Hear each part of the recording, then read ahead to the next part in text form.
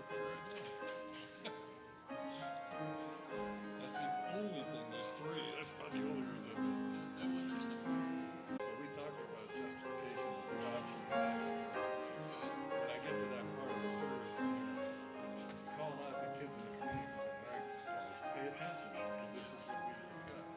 We actually read 33 and 34. I don't usually put any questions in, but they just go together so well.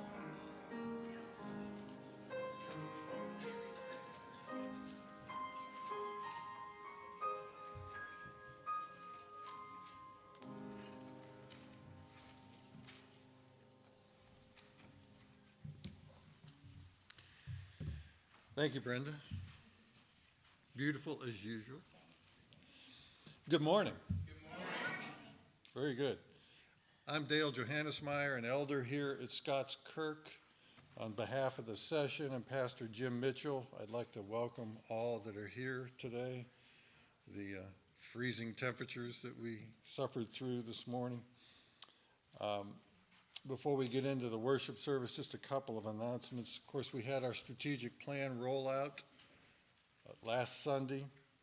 That presentation is posted online, and I believe you were also sent a PDF version of that presentation.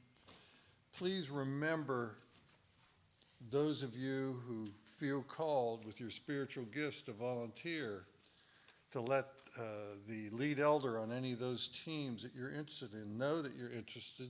And those of you that are on those teams, your existing members of those teams, you need to reaffirm to those elders that you are interested also. We'll kind of assume that, but it would be best if you reaffirm that.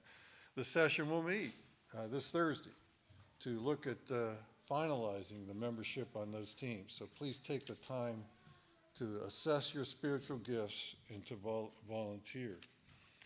Also, so you are not surprised in the near future, in the education of our intern, Dallas Christoph, he will participate more and more in various aspects of the worship service starting today. So you will see Dallas up here also as part of his growth as an intern here at the church. With that in mind then, and knowing that we are going before the Lord our God and we're going to be worshiping him, there are verses from Proverbs in your bulletin. Please take the time to read those verses and then take a few moments to prepare your hearts and minds to worship the Lord our God.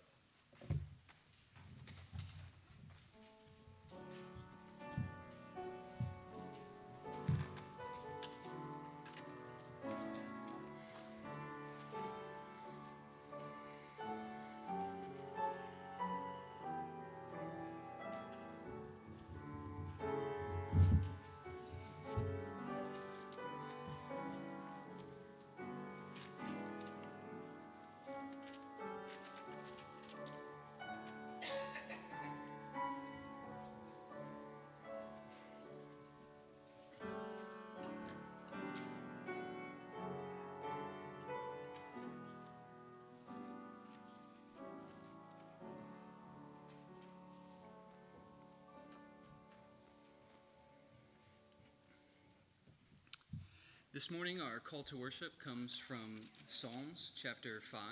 It's verses 4 through 8 and then 11 through 12. If you would like to turn there in your copy of the word. The title in the ESV is Lead Me in Your Righteousness. It is a psalm of David and is written to the choir master for flutes. Hear the word of the Lord breathed out for us today. For you are not a God who delights in wickedness. Evil may not dwell with you. The boastful shall not stand before your eyes. You hate all evildoers. You destroy those who speak lies. The Lord abhors the bloodthirsty and the deceitful man. But I, through the abundance of your steadfast love, will enter your house. I will bow down towards your holy temple in the fear of you. Lead me, O Lord, in your righteousness because of my enemies. Make your way straight before me. But let all who take refuge in you rejoice. Let them ever sing for joy, and spread your protection over them, that those who love your name may exult in you. For you bless the righteous, O Lord. You cover him with favor as with a shield. May God bless this reading of his word. And as we respond, may we all stand and sing a hymn of the way of salvation, Trinity Hymnal number 529, Love Divine, All Loves Excelling.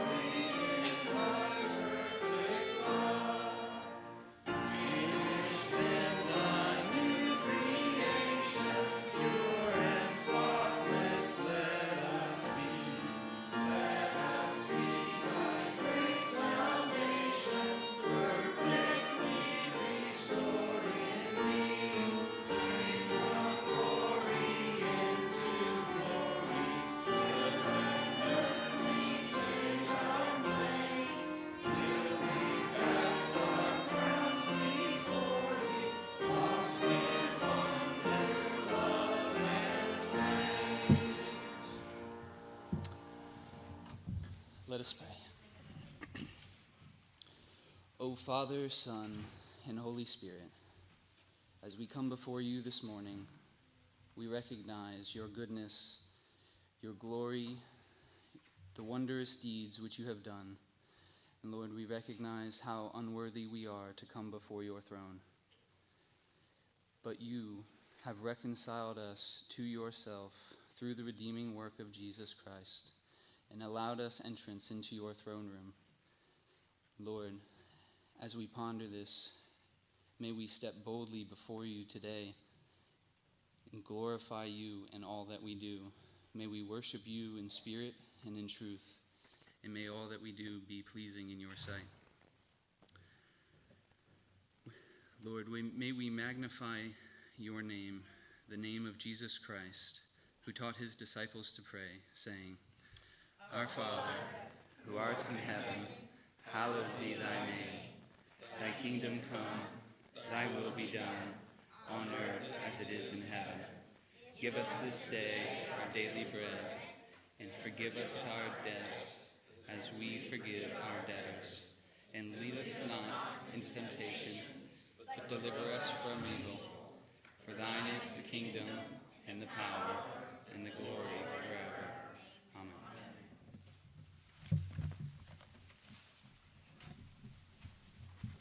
Please be seated.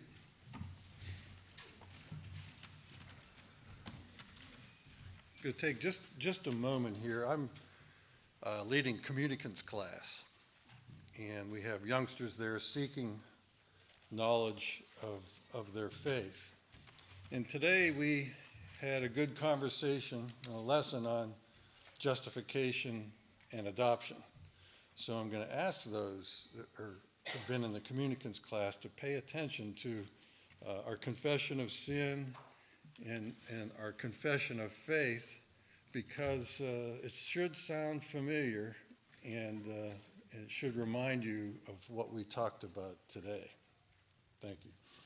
So our confession of sin is from Romans chapter 3, verses 19 and 20. Now we know that whatever the law says, it speaks to those who are under the law, so that every mouth may be stopped and the whole world may be held accountable to God.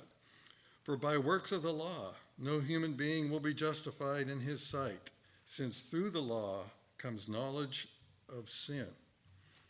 So knowing that, let us go to the Lord silently and confess our sin to him.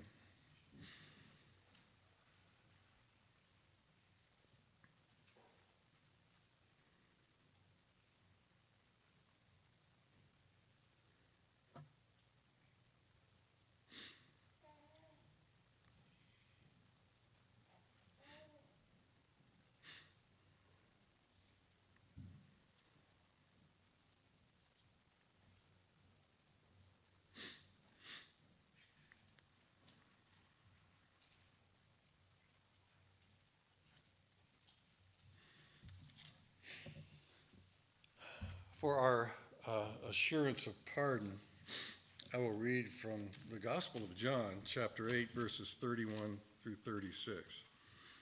So Jesus said to the Jews who had believed him, "If you abide in my word, you are truly my disciples, and you will know the truth, and the truth will set you free."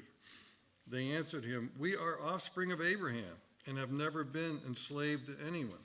How is it that you say you will become free?" Jesus answered them, "Truly, truly, I say to you, everyone who practices sin is a slave to sin.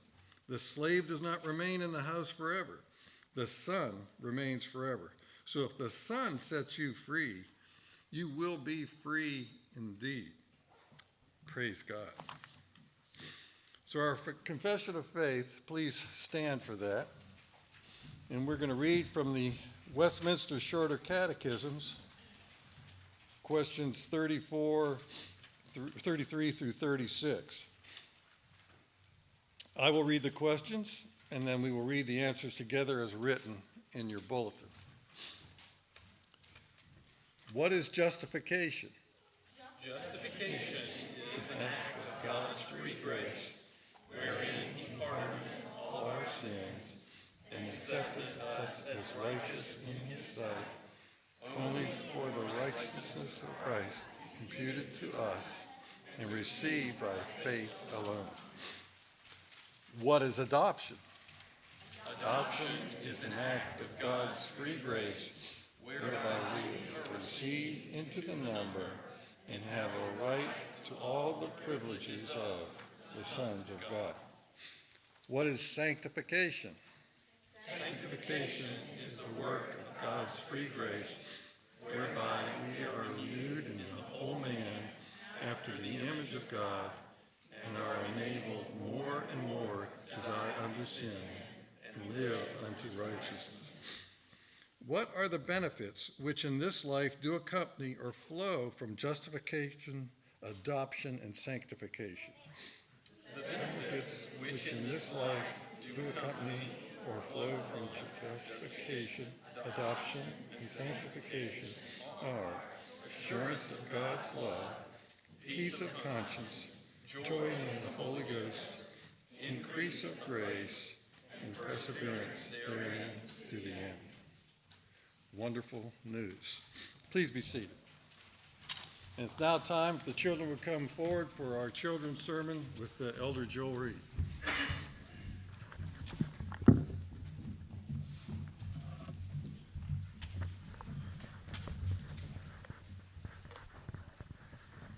All right. Good morning. So, How many of you know what a bully is? You do? Bully is somebody that picks on people for no apparent reason, right? Well, I want to tell you a story about David.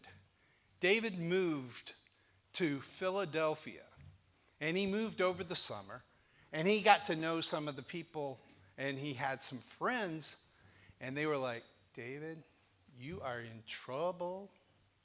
There's this guy, Chuck, at school.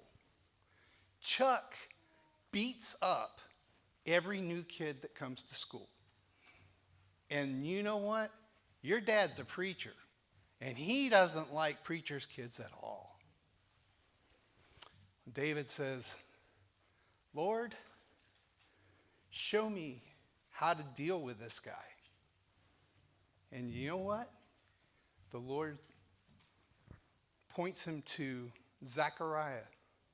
And in Zechariah it says, not by might, nor by power, but by my Spirit, says the Lord of hosts. Well, it came time to go to school.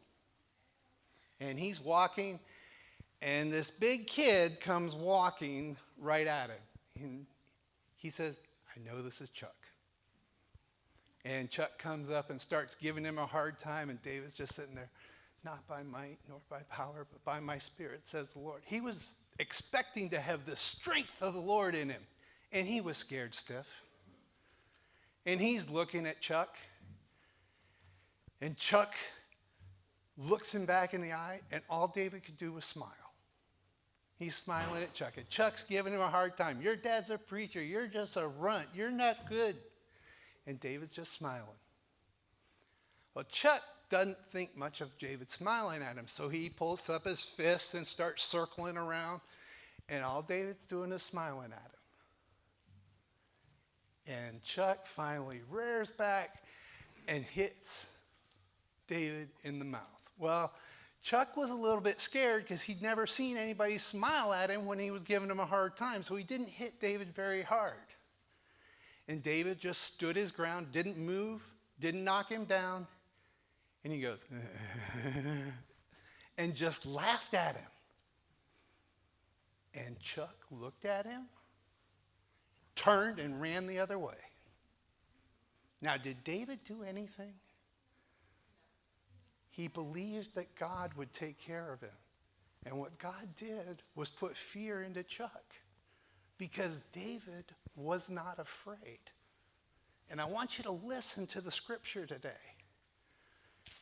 Jesus is telling his disciples, you guys, don't be scared of anything that happens in this life, because I am here to save you. And it's not what happens here in this life that matters. It's the fact that I live in your heart. And when you die, you get to spend eternity with me. Let's pray. Dear Heavenly Father, we do thank you that you sent your Son, your one and only Son, to pay a price that we couldn't pay, just to redeem us to yourself, so that we could spend eternity with you.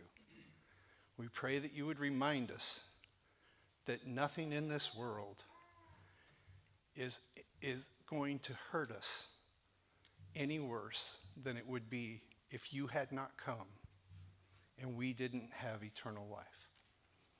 In Jesus' name we pray. Amen.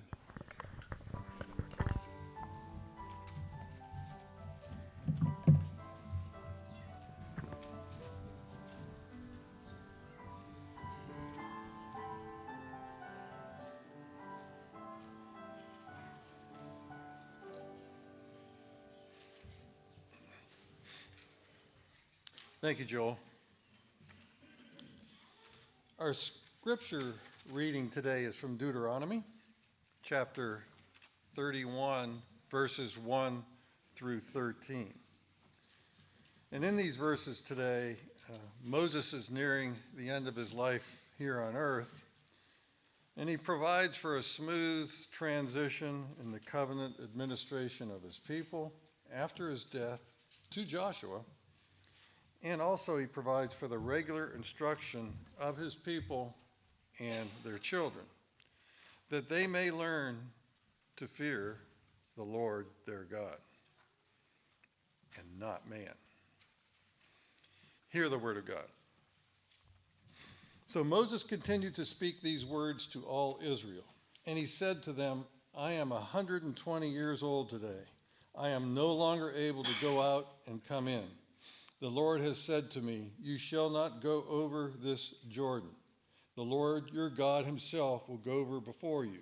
He will destroy these nations before you so that you shall dispossess them, and Joshua will go over at your head as the Lord has spoken. And the Lord will do to them as he did to Sihon and Og, the kings of the Amorites, and to their land when he destroyed them. And the Lord will give them over to you, and you shall do to them according to the whole commandment that I have commanded you. Be strong and courageous. Do not fear or be in dread of them, for it is the Lord your God who goes with you. He will not leave you or forsake you. Then Moses summoned Joshua and said to him in the sight of all Israel, be strong and courageous, for you shall go with this people into the land that the Lord has sworn to their fathers to give them, and you shall put them in possession of it. It is the Lord who goes before you. He will be with you. He will not leave you or forsake you. Do not fear or be dismayed. Then Moses wrote this law and gave it to the priests, the sons of Levi, who carried the ark of the covenant of the Lord, and to all the elders of Israel. And Moses commanded them, at the end of every 7 years, at the set time in the year of release, at the feast of booths, when all Israel comes to appear before the Lord your God at the place that he will choose, you shall read this law before all Israel in their hearing. Assemble the people, men, women, and little ones, and the sojourner within your towns, that they may hear and learn to fear the Lord your God. And be careful to do all the words of this law, and that their children who have not known it may hear and learn to fear the Lord your God as long as you live in the land that you are going over the Jordan to possess. The grass withers, the flower fades, but the word of our God will stand forever. Amen.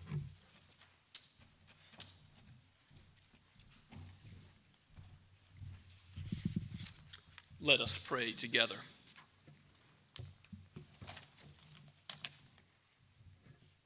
Father, Son, and Holy Spirit, we praise you for who you are.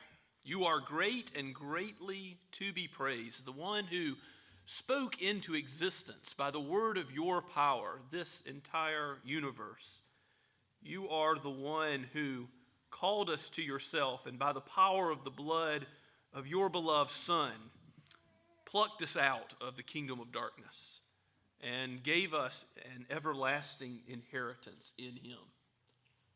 Oh Lord, we thank you for such grace, for such mercy, for the forgiveness of sins, for pardon. Teach our hearts to fear you. Teach us to reverence you for who you are and to recognize and worship you in all that we do. Give us your Holy Spirit in such measure that we would have sincerity in our worship today and in our lives throughout the week and in all of our days ahead, that we would walk according to your word in sincerity before a watching world, that they might see the love of Christ and the good works that you have prepared for us to do in advance, and that they might be converted and turn to you. Give us, as a church, a culture of evangelism where others hear the gospel and believe, where we are reaching out with it in addition to proclaiming it within. And give us a culture of discipleship where we are teaching the truth, encouraging one another on a personal level, in our fellowship with one another, not only on the Lord's Day, but throughout the week with the truth, counseling one another by the truth. Father, aid our youth to grow, to be young men and young women who honor and fear you. Let them be raised in the nurture and admonition of you. Bless parents as they undertake this weighty and joyous task. Father, we also pray that you would be with those who have material needs. We think of those who are seeking a change in employment or housing. We think of those who are sick and ill, particularly for those who are struggling with COVID. We lift up Jay Tragesser and pray for him and Jeanette as he has been in the hospital for some time. We ask, O Lord, that you would heal him, that you would reach down by your mighty hand and give him breath, you who are the author of human breath. We pray that you would do this for your great name's sake, that you would bless your people by returning Jay to us whole soon.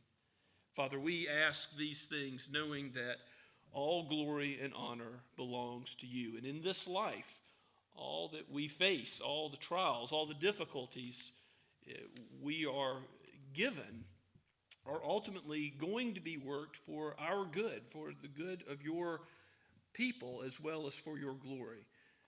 So help us to have the faith, to have the trust, even when we don't see how all things work together, to know that you are good and you do good and that you lead your people in righteousness. We pray for righteousness to roll down in society, for justice to flow like an ever-flowing stream.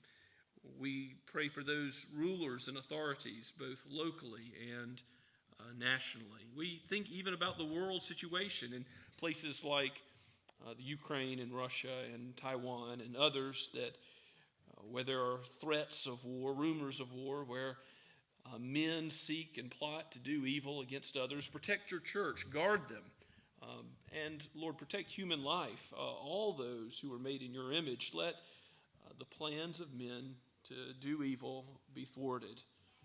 Father, we trust in you in these tumultuous times in which we live.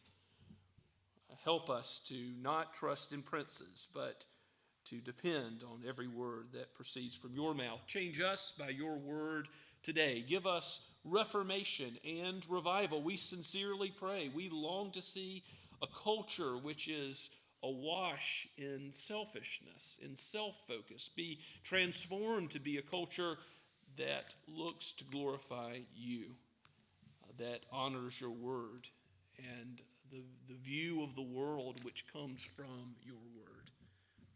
Father, we know that that revival must start in us, that you must take the sin that still indwells our heart and root it out and take away our love of it so that we might love you more and love you with all of our heart, soul, mind, and strength, and to love our neighbor as ourself. O Lord, more and more let us die to sin and live according to the way that Christ did live perfectly and taught us to follow. May his name be praised, for we ask it in his authority and power. In the name of Christ, amen. As we continue to worship this morning, let us sing together from the Blue Book, and it's number, page 35, God of Grace. Let's stand and sing together.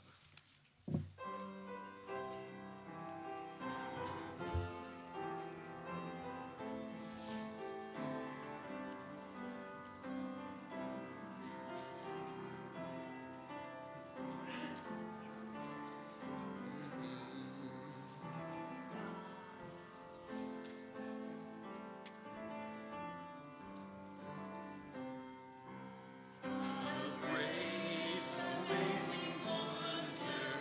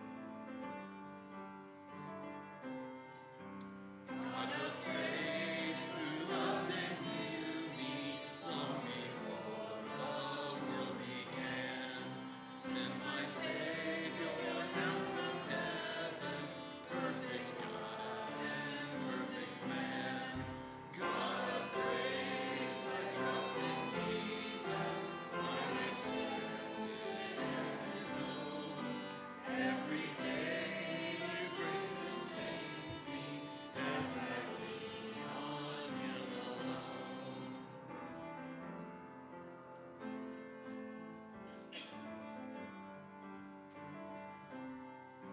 God of grace, I stand astounded, cleansed, forgiven, and secure. All my fears are now confounded, and my hope is ever sure. God of grace, now crowned in glory, where one day I'll see your face, and forever I'll adore you in your everlasting grace. Let us pray. O God of grace and God of glory, you have given us a pilgrimage to a better land, and we will one day arrive and behold your face as it really is. But now we see through a glass darkly. We have your word, which gives us light.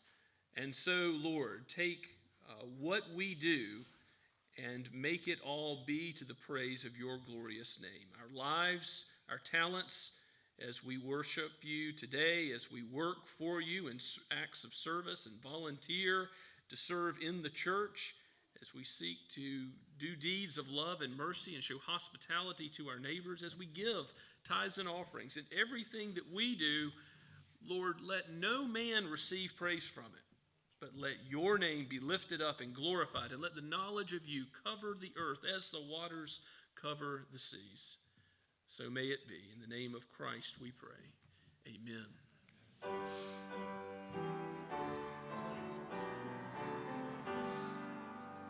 Praise God from whom all blessings flow. Praise him, all creatures here below. Praise him above, ye heavenly host. Praise Father, Son, and Holy Ghost. Amen.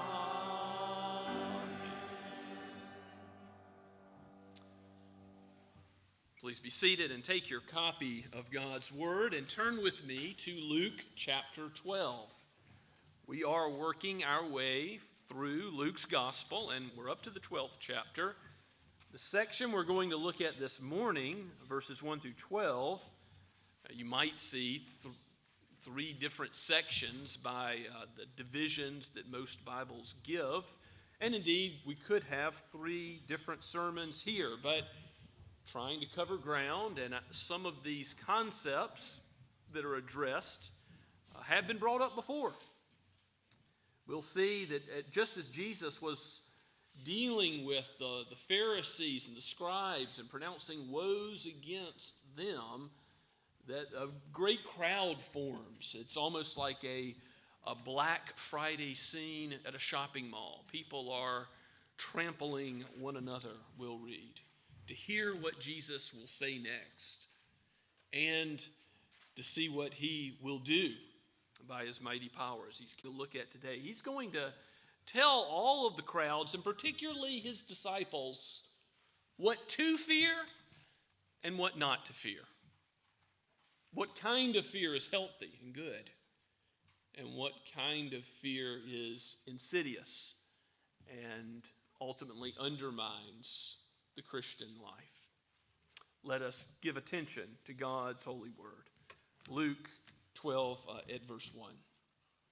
From the pen of Luke the physician, breathed out by the Holy Spirit for each of us today to point us to Christ, the great physician. In the meantime, when so many thousands of the people had gathered together that they were trampling one another, he, that is Jesus, began to say to his disciples first, "Beware of the leaven of the Pharisees, which is hypocrisy. Nothing is covered up that will not be revealed, or hidden that will not be known. Therefore, whatever you have said in the dark shall be heard in the light, and what you have whispered in private rooms shall be proclaimed on the housetops." I tell you, my friends, do not fear those who kill the body, and after that have nothing more that they can do. But I warn you whom to fear. Fear him who, after he is killed, has the authority to cast into hell. Yes, I tell you, fear him. Are not 5 sparrows sold for 2 pennies? And not one of them is forgotten before God. Why, even the hairs of your head are all numbered. Fear not. You are of more value than many sparrows. And I tell you, everyone who acknowledges me before men, the Son of Man also will acknowledge before the angels of God. But the one who denies me before men will be denied before the angels of God. And everyone who speaks a word against the Son of Man will be forgiven. But the one who blasphemes against the Holy Spirit will not be forgiven. And when they bring you before the synagogues and the rulers and the authorities, do not be anxious about how you should defend yourself or what you should say. For the Holy Spirit will teach you in that very hour what you ought to say. Amen. May God bless us. Let us seek his help now. O Lord, we come before you to ask that you would give our hearts spiritual understanding, enlighten the eyes of our heart to behold Christ and to apprehend his teaching, so that we might understand godly fear and reverence, and also have no fear of man before our eyes. We pray this in Jesus' name. Amen.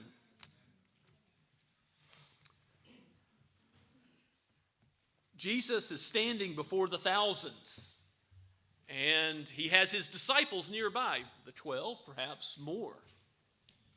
And he speaks to them first. Before he addresses everybody else, he looks right at their faces and he says to them, beware of what? The leaven of the Pharisees. Now, he's just gone through this big section in chapter 11 where he's pronouncing woe against the scribes and the Pharisees. Remember how the scribes are like, we're insulted by this. Jesus is pointing out their hypocrisy, how they've majored on minors, how they have missed the gospel, seeing themselves as self-righteous and not seeing their need for God's Messiah, Jesus himself. Now, Jesus says to his disciples, to those who do have sincere faith in him, who are really trusting him, really following him, he says to them, beware the leaven of the Pharisees, which is hypocrisy. That acting, that performance that is before men, but not ultimately recognizing that it's not fooling God. He doesn't look at the outward appearance. He knows our hearts. He's not fooled by any performance that we give. Remember the Pharisees, if you think about the Sermon on the Mount in Matthew chapter 6, the Pharisees are announcing by trumpet when they give so that they can receive the praise of men. They're going on with long prayers. We know from how Jesus gives a parable, the Pharisee and the tax collector, that they tended to glorify themselves and not God in those prayers. We know that these prayers were for the praise of men. And Jesus says they'll have their reward. But if you pray, he teaches his disciples to do it differently. If you pray, pray in secret, and your heavenly Father will reward you. He's saying, have a sincere heart. Have a sincere prayer life. Give in sincerity. Do good works out of truth. Because this leaven really is a danger to disciples. What does this image of leaven even mean? It's something that every household would be familiar with, bread being baked on a daily basis. You know, they didn't outsource that to somebody else. Typically, most households would bake their own bread. A little leaven causes the whole lump to rise and to grow, this leaven of the Pharisees can get to you, is the point. This leaven of hypocrisy, if you start out, no one starts out following Christ because they want to live a double life. No. But if you start out walking with him and you let yourself get lulled into, I'm just going to try to look a little more spiritual than I am. I'm just going to fake it a little bit so others will think better of me. That can grow. It can grow, and it can do something to your soul to where you don't even recognize who you are anymore. The double-minded man is unstable, James says. And Jesus reminds his disciples of the last judgment and the whole crowd that's listening as well. He says in verse 2, nothing is covered up that won't one day be revealed, or hidden that will not be known. We know the last judgment, every idle word we speak will be open, and we will be held to account for it. Even minor things, thoughts, words, deeds, everything about us is known to God. And there, Jesus says, therefore, whatever you have said in the dark, it shall be heard in the light. And whatever you've whispered in a private room shall be proclaimed on the housetops. And he's going to talk about the angels in heaven and how even our secret sin will be acknowledged before the whole heavenly host. Of course, this is an Old Testament concept. If you look back at the book of Ecclesiastes, God will bring everything into judgment, including every secret deed. It's the very last verse of the book of Ecclesiastes. And the judgment is something that Jesus talks about himself quite frequently. He's going to go on to tell us and to fear God, who can ultimately judge, not only decides the day of our death, the day in which we will face the grave, but also has the authority to cast into hell for sin. If we have not trusted in him, that will be God's judgment upon us. So we are to fear him and not men. We are to live coram Deo, before his face, recognizing his presence. The psalmist says in Psalm 139, where can I go to flee from your spirit? Nowhere. Depths of the ocean, heights of the sky. No, he knows all of our steps before we do anything, before a word is on our tongue. He knows it completely.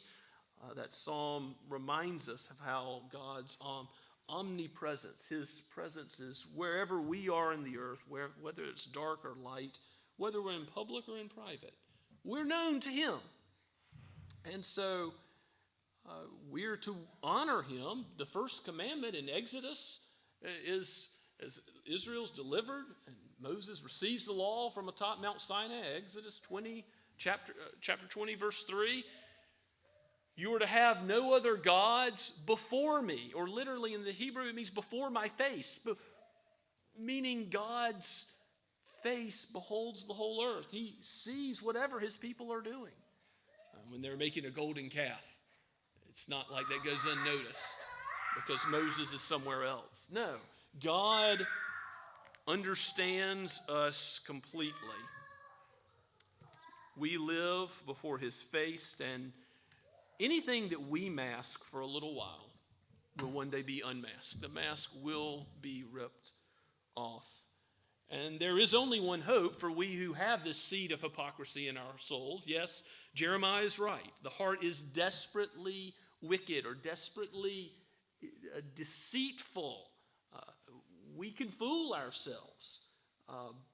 But there is only one hope for those who think that we're getting away with something by putting on an outward performance. And that is to turn to Christ himself, to fear him, to live according to his word.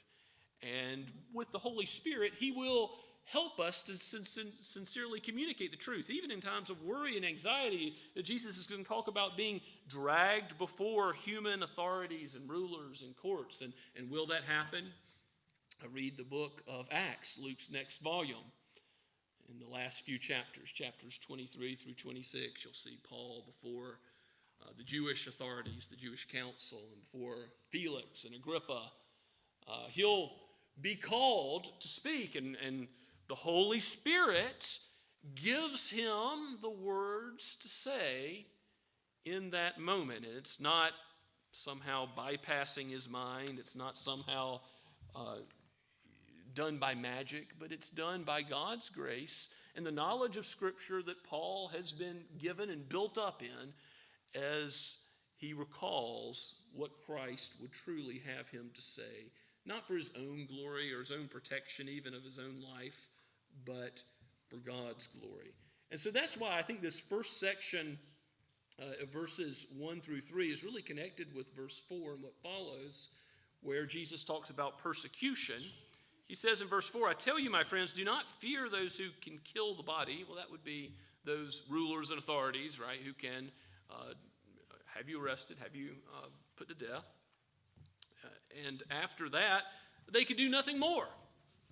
Jesus says, don't fear them, because in Romans chapter 8, the great golden chain of salvation, from beginning to end, we are Christ. Christ has died for us, and so nothing could separate us from his love, the apostle argues. No powers of earth or, no heavenly forces, no demonic powers can separate us from his love. And even though we're like sheep sent to the slaughter, we are still his. They cannot do anything more than kill the body. In fact, we're more than conquerors, Christ says, if we're in him. Or later in John's gospel, we read about how Jesus is the resurrection and the life, that even though someone dies, yet he lives. That's the power of the gospel, the resurrection power we have in Christ. We know that we will be conquerors, even though we will taste death one day. We will be conquerors in Christ. And the death of the body, everlasting life, everlasting communion with God and the saints in the new heavens and the new earth, the inheritance that God gives us is far exceeding this brief, momentary difficulty that we bear. So Jesus says, don't fear man. I'll tell you who to fear. Fear God, verse 5. And, of course, this is an Old Testament concept that we've gone over in quite a bit of detail as we looked at the book of Proverbs. I remember back in the book of Job, Job was a man who feared God, and we see how that plays out. He was given wisdom, though he does fail at some points. But the wisdom in the book of Proverbs, it's repeated again and again, is that the fear of the Lord is the beginning of wisdom. It's the root, the bedrock of all right understanding. If we're going to understand anything aright, it has to start with reverencing God for who he is, and that means accepting his word as authoritative, trusting in what he says rather than what we think, leaning upon him rather than our own understanding. And so the fear of the Lord is a biblical principle that, of course, goes out into the New Testament as well. Again, the book of Acts 9:31, speaks of the fear of the Lord. In the book of Philippians, Paul instructs us to work out our salvation with fear and trembling. Now, that doesn't mean a fear that cowers as if we're to be afraid. Is God turning against us? Is God going to judge us? No. We're in Christ. We're in the beloved. If we are trusting in him, and we should have no fear. We should know that we are his sons and daughters, and we're adopted, and we'll be as righteous as Christ is righteous on the day of judgment. We can have assurance of salvation, as we confessed earlier in the worship service. But we should reverence him. We should honor him. We should have that healthy fear of the Lord that is proclaimed in the Old Testament.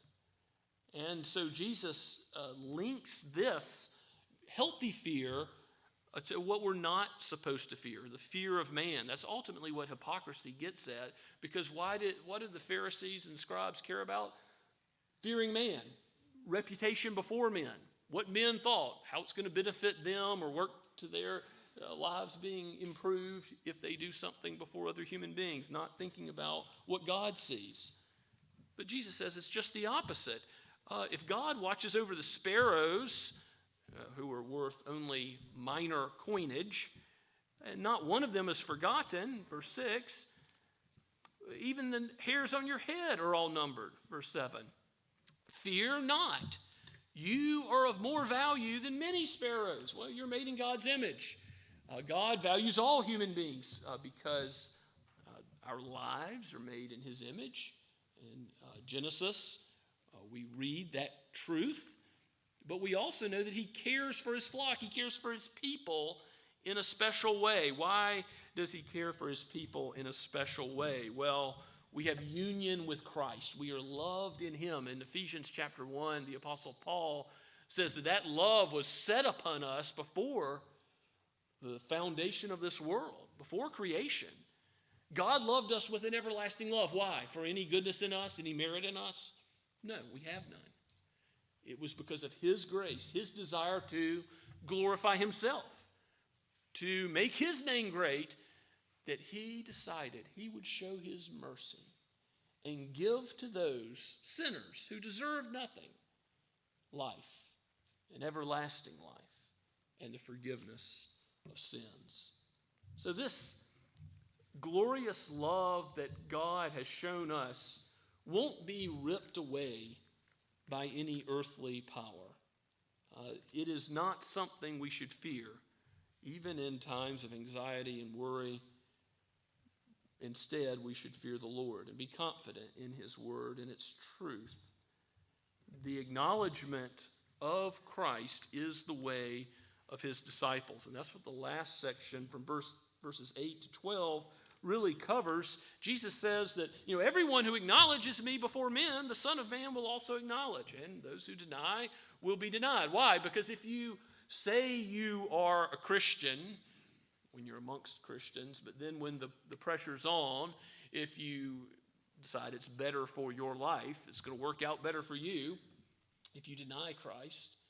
And remember, this happened in the Greco-Roman world. Many Caesars persecuted Christians, and they'd say, hey, I'm not one. I'm not a Christian. I'm not a follower of Christ. And the truth was often revealed. But if you disavow Christ, if that's your way of life, you can be sure that you're not his child. You might have said Lord, Lord in some hypocritical way, but you don't truly know him. He doesn't truly know you. And at the last day, you will be in your sins, not in him. However, I do want to give some comfort and encouragement to us that even true disciples can fail at this point, not have a way of life that is disavowing Christ or that is hypocritical, naming the name of the Lord and living another way.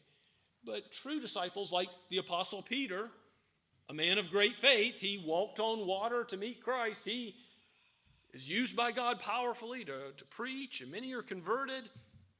But even the Apostle Peter, Jesus predicted, would deny him, and deny him he did. Now, Peter denied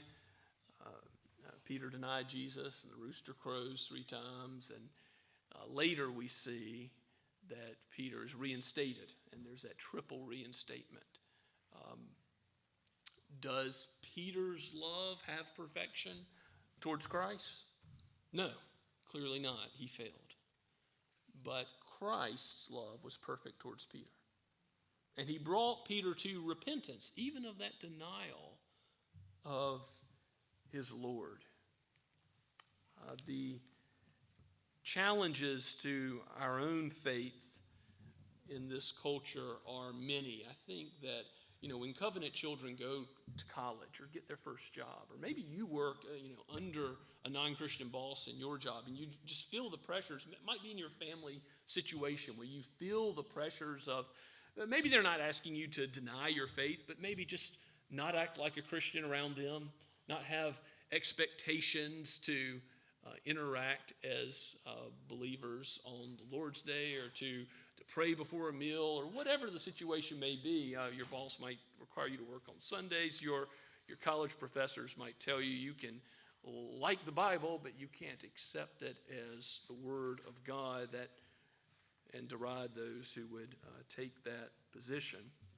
Whatever the case, whatever the pressures to exclude Christ from your life, here is encouragement from God's Word that when you are before men, the Holy Spirit will give you strength. Now, the Pharisees and they had previously blasphemed the Holy Spirit, or at least come dangerously close to it in Luke chapter 11. We talked about that a couple Sundays ago, where in the section starting at verse 14 in chapter 11 about Jesus and Beelzebub.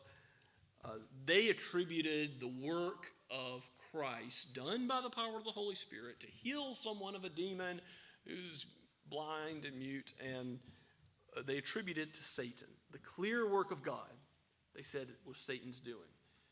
But that's not the case for believers. Believers do not commit the unpardonable sin. This is something that only people hardened, out to trap and test Jesus would do. And of course, believers have the Holy Spirit so that we may commit many sins, even denying Christ. That will be forgiven, Jesus says. But the unpardonable sin will be something the Holy Spirit keeps us from doing. And anybody who wants to repent of sin, that's a good sign you haven't committed the unpardonable sin, because people who want to repent, desire to repent, are not the kind of hardened people that Jesus is talking about. He says, you'll be given the Holy Spirit when you were brought before men in anxious situations. Perhaps you need to know what Calvin, John Calvin, the great reformer in Geneva, spoke about. The Holy Spirit was, he called it his hidden energy or secret energy. And he was referring to the pulpit at times. Calvin was by disposition naturally a shy person. But he knew that if he was going to proclaim the truth, who had to assist him, help him to do that? The Spirit of God. Just as the Spirit helps in the proclamation and the teaching of it, it helps parents give it to their children, he helps each of us apprehend it and receive it. That's why we pray that prayer of illumination and ask for God to be with those who hear as well every time his word is read. It's the Holy Spirit that we completely depend upon if we are sincere in our faith. If we're insincere, we'll be okay with some external speech. But if we are sincere, we know our weakness, we know our frailty, and we know that we need the Spirit, that secret energy, that hidden energy, to know the truth, to speak the truth. And that is something where if you're trying to do what 1 Peter 3:15 says, and to always be ready to give an answer for the hope that is within you to non-Christians, if you're trying to love your neighbors in deed and in word and talk to them about Christ when an opportunity comes up in the office that may be a little uncomfortable to speak about Jesus in the workplace, especially if there's pressure on you not to do so. It may be uncomfortable to stand up for Christ on the college campus when there's pressure not to do so. You may be anxious, but the Holy Spirit is able to guide you, free you from anxiety, give you confidence, give you assurance that you're Christ's and Christ is yours, and that you may help someone else to see their own frailty and weakness and to see that they're not self-righteous. They have no hope of mercy in themselves based on their own record of life. But if they turn to Christ, if they look to him, if they embrace him by faith, then they will receive that same mercy, that same forgiveness, and that same knowledge that they are a child of the Most High. May God help us, as the Holy Spirit helps us even to pray when we don't know what to say, to depend on him in everything we do in life, in every step that we take, every conversation that we have.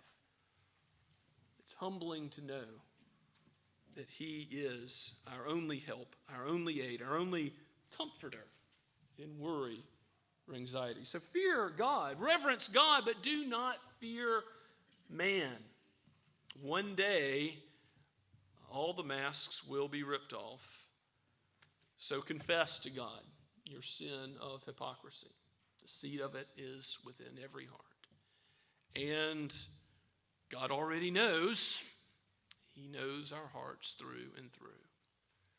Those who have a Savior have a mighty Savior who forgives even the sin of that little bit of leaven. And ask for his Spirit's help.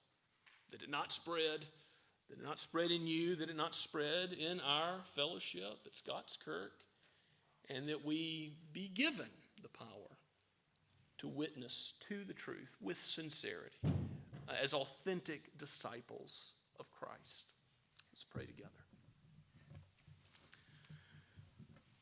Oh, Father, these are difficult words, weighty words as we think about the threats of persecution and what men may do. And as we think about our own hearts and how black and how deceitful they are.